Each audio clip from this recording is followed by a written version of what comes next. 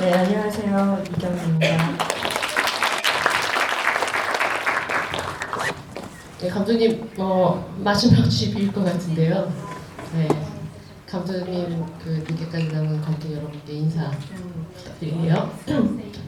제가 이 영화가 개봉한 지 이제 거의 1년에서 한 2주 모자라나? 1주 모자라나 아마 그럴 거예요. 그리고 아마 이 상영은 이번이 한국 상영은 마지막일 것 같고 마지막 집이가 될 것 같습니다. 그래서 뭐 오늘 함께 얘기 나눠보죠. 아마 많이들 아실 텐데 이경민 감독의 단편 잘 돼가 무엇이든이 바로 이 여성영화제에서 상영이 된 적이 있어요. 그리고 미스 홍당무부터 시작해서 비밀은 없다까지 일단 한 번 보면 잊을 수 없는 여성 캐릭터를 창출해내는 감독님이죠. 제가 기억하기로는 C21에서 가장 기억나는 한국 영화사 가장 기억에 남는 여자 캐릭터 뭐 이런 설문을 했던 게 있었는데 얼마 전에 만든 영화 두 편의 캐릭터들 두 명 다 가장 인상적인 캐릭터로 랭크가 되었던 아마 여성 영화제에서 뵙지 않으면 좀 아쉬울 수도 있는 그런 감독님입니다. 그래서 아마도 오늘 이 자리가 더 마지막 집이가 좀 뜻깊을 것 같은데요. 네, 감독님한테 좀 하고 싶은 얘기도 있으실 것 같고 궁금하신 것도 있으실 것 같고, 네. 곧바로 그러면 관객분들의 이야기를 좀 들어보도록 할까요? 네. 뭐 하고 싶은 얘기 하셔도 됩니다. 이제 그리고 마지막 집이라서 이제 다시는 없는 기회고요. 그리고 감독님이 되게 말씀도 조리 있게 재미있게 잘해주세요. 그래서 그냥 아무 질문이나 막 던지셔도 됩니다. 네. 여기 계신 분 마이크 좀 부탁드릴게요.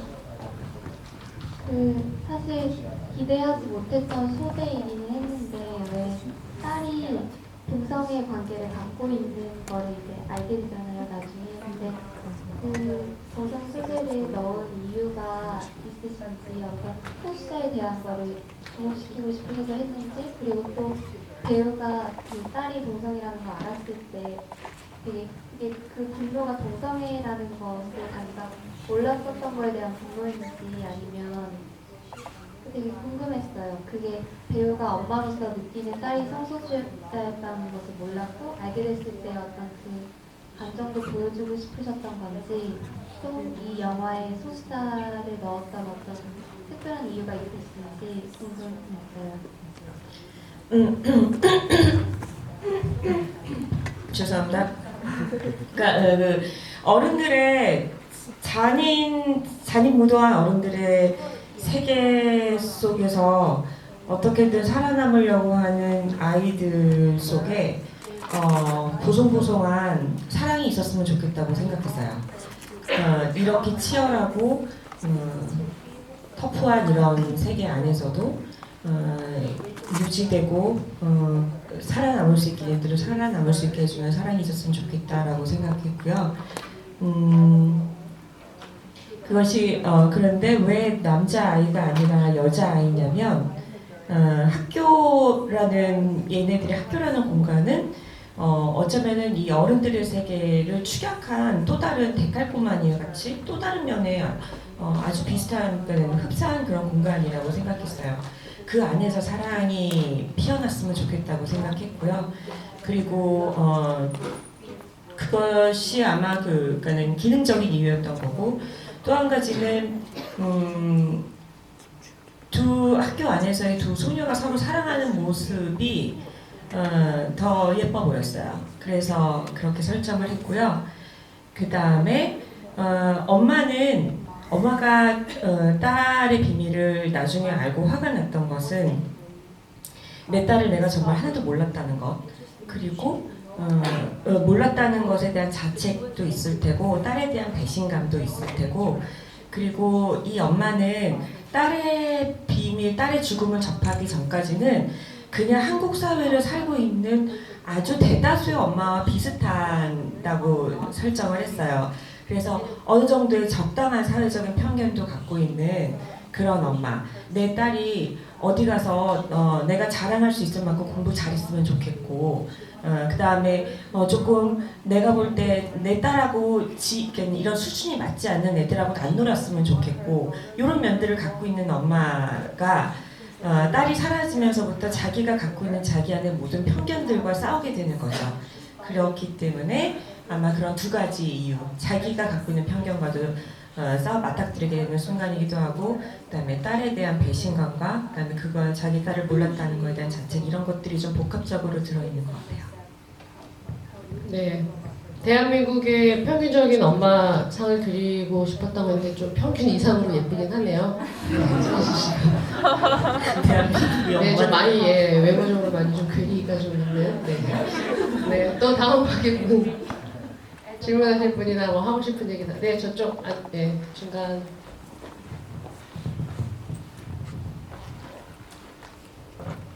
개봉했을 때 영화 못 봐서 되게 아쉬웠었는데 이렇게 보게 돼서 저는 너무너무 감사드리고 여성분들도 감사드리고요. 제가 묻고 싶은 것은 여동이 그 마지막에 그 남편을 거의 남편을 정말 죽이려고 하는구나라고 생각될 정도로 구타를 할 때 그것의 뭐 동력이라고 해야 되나요? 그 심리적인 어떤 그거를 조금 더 감독님의 설명을 약간 듣고 싶거든요. 그러니까 물론 정말 너무 분노할 일이긴 한데 글쎄요, 이렇게 얘기하기 좀 조심스럽긴 한데 남편이 그러니까 자기 딸인 줄 모르고 그렇게 청부 살인을 시킨 거잖아요. 그러니까 어떻게 보면은 반드시 남편에게 모든 분노가 이렇게 딱 물론 돌아가지만 뭐 다른 여러 가지 요인들이 있는데 그 마지막 장면에서 여성이 보여준 어떤 그 집중, 그 분노와 구타의 어떤 그 집중한 그 몰입력을 생각을 할 때 예, 조금 감독님 설명을 듣고 싶고, 또 한 가지 장면은 그 미호기가 민진이를 묻잖아요. 그러니까 그거는 이제 정말 미혹의 생각으로 묻은 건데 그것은 또 어떤 설정이신지 그것도 좀 얘기 듣고 싶습니다. 일단 미호기가 민진이를 묻은 이유는 너무 많은 비밀이기 때문에 이것이 드러나게 될 때는 감당할 수 없는 일들이 일어났기 때문에 묻은 것도 있고요. 그다음에 또 한 가지 동시에 복수하겠다는, 이것을 내가 복수하겠다는 마음이 있기 때문에 묻은 건 두 가지 이유 때문에 묻었고요. 자기가 복수하겠다는. 그래서 묻고서는 그래 내가 복수할 테니까 일년이지 오래되니까 까먹네 대사를. 내가 복수할 테니까 어쩌고 저쩌고 육조부자 하는 그 있잖아요. 그게 손소라 선생한테 전화해서 하는 거거든요. 그래서 이 애는 손소라 선생이 이랬다라고 믿고 있기 때문에 복수하겠다는 복수할 작정으로 묻은 거고요. 그다음에 남편을 팰 때 엄마의 그 연홍의 심정은 저는 어떻게 생각했냐면 남편을 죽이겠다 혹은 안 죽이겠다라는 거를 그 패면서도 결정을 못했을 것 같다고 생각했어요. 그리고 연홍은 남편을 팼지만 과연 여기까지 온 상황을 누구를 전적으로 탓할 수 있을까를 찾긴 좀 힘든 상황이기 때문에 그렇지만 이거에 대한 이 분노를 삭히고 계속 살 수는 없고, 그렇게 해서 패면서도 결정을 못한 상태에서 일단은 분풀이를 팬 것 같아요. 그렇게 생각했어요. 그러다가 이렇게 이 비닐로 이렇게 씌워가지고 랩으로 감고 목을 조를 때도 끝까지 망설였을 것 같아요. 그렇지만 그래서 이제 지금과 같은 방식을 선택한 것이고, 여기에는 제가 그랬으면 좋겠다는 바람이 또 들어가기도 했어요. 연홍이 지금 이런 상황에서 자기 손에 피를 묻히면서까지 이런 종말을 맞이해야 되는가, 그러지 않기를 바랬던 마음도 있었어요. 제가 본의 아니게 이 영화를 스크린에서만 지금 오늘로 3번째를 봤는데요. 마지막 그 장면에서 너 죽지 말고 살아 있어야 된다라고 연홍이 얘기하니까 남편이 나 오늘 저기 노재순 이겼다라고 얘기를 하잖아요. 오늘 보면서 깨달은 건데 저 소리만 안 했어도 그 동영상을 업로드 안 했을 것 같아요. 저 오늘 그래서 맞다 저래서 내가 정말 잘못했고 평생을 속죄하면서 살게라고 좀 막 싹싹 빌었으면 뭔가 이렇게 좀 동정의 여지가 있을 텐데 그 와중에 또 자기가 노지수 이겼다고 하는 순간 정치적 사형을 내린 게 아닐까. 죽이진 않았지만 이제 정치적 생명은 끝난 거잖아요. 그 동영상 올라가면. 그래서 저의 해석은 그렇습니다. 그래서 예. 감독님이 뭐 마음에 드셨는지 모르지만 저 오늘 3번째 보니까 또 새롭게 보는 오늘 아마 뭐 국내에서뿐만 아니라 물론 개봉한 영화기도 하고 지금 뭐 심지어 IPTV에서 2,500원인가요 지금? 네, 다시 보고 싶으신 분들은 원래나 뭐 BTV에서 보실 수도 있고 해외에서도 그렇고 굉장히 많이 상영이 됐고 또 관객들하고 지비도 많이 했어요. 그래서 이제 오늘 이 자리로 이제 이 영화에 대해서 더 이상 비밀은 없는 자리를 만들기 위해서 여러분들 뭐 궁금하신 또 질문 있으시면 예, 저쪽 그 예, 사이드 쪽에 계십니다. 저 여기 극 중에 무당이 나오잖아요. 근데 사실 무당 같은 경우에는 정치권에서 이렇게 믿는 사람도 많다고 해서 무당이 나오는 것 자체는 뭐 그렇게 이상하지 않은데 왜 그 무당을 이제 연홍이의 고향 친구로 설정하고 또 그리고 막 그 친구한테 막 연홍이가 매달리고 막 굿도 하고 그러는데 그 뒤에 사실 이미 죽은 상태잖아요, 딸은. 그러니까 별다른 그것도 없이 또 중간에 사라지고 연홍도 거기에 대해서 뭐 별로 이렇게 언급하지 않는데 왜 그런 식으로 설정하는지가 좀 궁금해요. 예, 이 이야기를 쓸 당시에 인터뷰를 많이 했더니 정치인들, 정치계에 입문을 하려는 사람들하고 무속이 생각보다 많이 밀접하게 연관이 돼 있다는 거를 알게 됐어요. 그래서 꼭 정치뿐 아니라 이제 정계 쪽. 그래서 무당을 넣게 됐고요. 그 다음에 왜 그 사람을 연홍의 친구로 설정을 했냐면 연홍은 결혼을 하고 결혼을 선택하고 잠깐만요. 갑자기 양쪽에서 들으니까 갑자기 헷갈려서 죄송해요. 영어 버전 히어링이 되고 계셔가지고 그러니까 아니요 괜찮아요. 그러니까 연홍이 결혼을 하고 결혼을 선택했을 때 나는 이제 제도권 안으로 들어와서 사회적으로 어떤 것을 이루겠다라는 얘는 분명한 목표를 가진 것 같아요. 그리고 남편도 물론 연옥을 만났을 때는 어린 나이였겠지만은 앞으로 차곡차곡 어떤 과정을 거쳐서 정계에 입문하려는 것까지 이 남자도 계획이 있었을 거라고 저는 생각을 했어요. 그런 어떤 그 동업자로서 이렇게 둘이 서로 뭉쳤을 때 이 여자는 남편의 성공을 위해서 완벽하게 자기를 숨겨야 되는 부분들이 있거든요. 그 중에 하나가 어렸을 때 잠깐 정보가 나오지만 이 엄마도 불량 소녀였고 그리고 가수가 꿈이었던 그런 여자였지만 그거와 정반대의 모습을 보여주면서 살고 있는 거잖아요. 그리고 한때는 담배도 피웠고 말썽도 많이 부렸던 걸로 살짝 이렇게 힌트가 주어지고 있고 그 다음에 그러니까 남편의 성공을 위해서 자기의 출신 성분도 숨기고 완벽하게 사투리도 바꾸고 이렇게 살아가는 여자가 그래도 누구 하나 어디 말할 창구는 하나 있었으면 좋겠다.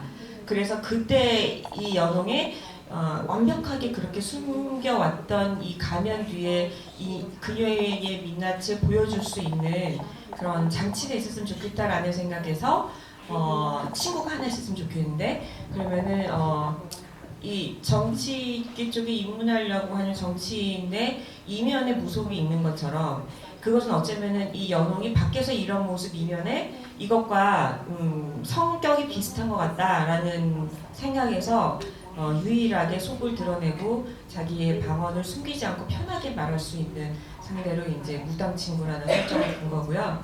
그래서 영화에서 자세하게 소개되진 않았지만은 예를 들면은 상에 순대가 있는데 순대 옆에 초고추장이 있어요. 그런 설정은 그게 이제 전라도 지역에서는 순대를 그렇게 먹는데 그런 식으로 어쩌면은 연홍이는 친구 집에 왔을 때는 이런 같은 그 고향 친구이기 때문에 이런 음식도 나눠 먹으면서 편안하게 시간을 보냈을 거라고 생각을 해서 이제 그런 설정도 넣었고요. 그래서 그런 좀 기능적인 이유로 넣었어요. 그렇다면은 왜 무당 친구가 초중반에 나오다가 후반에 사라졌냐? 그렇게 생각하기 시작하면 이 영화는 그런 게 많아요. 네.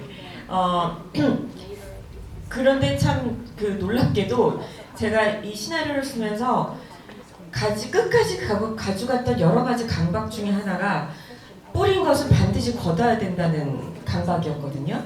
그러니까 저는 이것을 제가 뿌린 것을 거두지 않았다고 생각하는 게 아니라 이것의 기능은 여기까지라고 생각한 것이죠. 예. 이것은 변명이 아니라 그렇게 해서 그렇게 된 것입니다. 예를 들면 이제 왜 정치 쪽을 그렇게 초중반에 사용하고 후반에는 흐지부지 됐느냐라는 질문도 많았거든요. 근데 그것도 비슷한 이유인데 저는 그러니까 이 이야기는 정치라는 소재는 맥커핀으로 사용하는 거지 이것은 정치 드라마가 아니기 때문에 이 이야기가 초중반에 끌고 갈 때 사람들로 하여금 이것 때문에 그런가? 저것 때문에 그런가? 라는 여러 가지 의심을 분산시키게 하는 요인 중에 하나로 사용한 게 정치일 뿐이거든요. 그것처럼 무속도 뭔가 되게 이상한 분위기, 이 영화가 뭔가 초자연적인 어떤 걸로 흘러가려고 하는 거야? 라는 식으로 분산시키려고 하는 목적으로 쓰였던 그런 장치였어요. 네, 여기가 먼저 손드셨어요. 네, 그리고 나서 네. 김종찬이 마지막에 왜 하고 가는 말 중에 그 말을 했어야 됐는지 너무 궁금합니다. 노재순 이겼다 그 얘기요. 종찬이 마지막에 무슨 말을 할까 고민을 많이 했어요. 시나리오를 쓸 때 인물이 등장할 때 어떤 모습으로 등장할까? 매일 관객한테 첫인상을 어떻게 소개할까? 이 인물이 처음으로 하는 말은 뭘까? 그것을 고민을 많이 하는 것처럼 퇴장할 때는 어떻게 퇴장할 것인가를 고민을 많이 해요. 그렇다면 종찬은 마지막에 어떤 말을 하고 어떤 태도를 보일 것인가? 이렇게 대단한 야망을 가지고 어떻게든지 승리하겠다는 그 하나만을 가지고 모든 것을 희생해서 달려온 이 남자에게 마지막에 와서 어떤 변명을 하는 것은 하진 않았으면 좋겠다는 생각이 들었어요. 이 이야기는 제가 예전에 이 영화가 제목이 되게 많거든요.